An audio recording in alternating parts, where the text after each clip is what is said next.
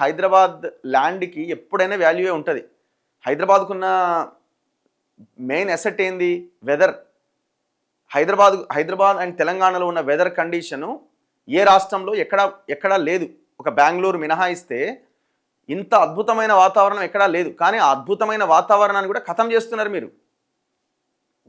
ఉన్న ఏరియాల్లో ఉన్న గ్రీన్ జోన్లన్నీ ఖతం పట్టించారు, చెరువులని ఖతం చేసిరు తెలంగాణ వచ్చిన తర్వాత ఇది.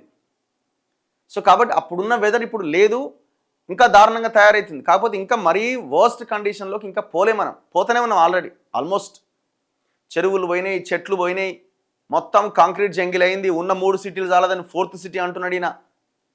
ఆయన పాత ఆయనేమో మొత్తం చెరువులన్నీ లేపేసి మొత్తం కబ్జా చేసుకోమని ఇట్లాంటి రియల్ ఎస్టేట్ కంపెనీలకే.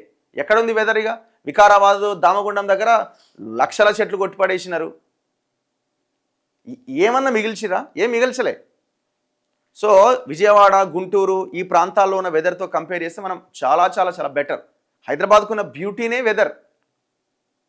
సో ఆ వాతావరణ కండిషన్స్ తోటే హైదరాబాద్ ప్రపంచ పటంలో ఒక నగరంగా పేరుగాంచి ఉన్నది. మీరు ఏదో చేసిందో, లేకపోతే హైదరాబాద్ డెవలప్ అయింది, నేను ఉండడం వల్లనే 230 కోట్లకు పోయింది అని ఈయన, నేను ఉండడం వల్లనే 100 కోట్లకు పోయిందని ఆయన, దీనివల్ల ఏదో రియల్ ఎస్టేట్ మొత్తం డెవలప్ అయిందని ఇంకొకరు. ఇదంతా పెద్ద ట్రాష్.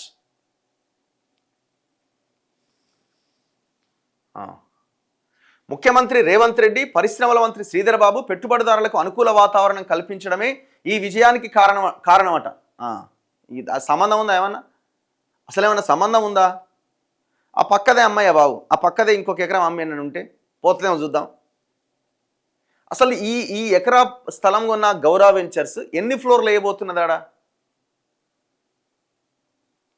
అసలు ఎన్ని ఫ్లోర్లు అయినా వేసుకోండి అని ఆ అపరిమితమైన ఇది ఇవ్వడంతో దానికి అంత వాల్యూ.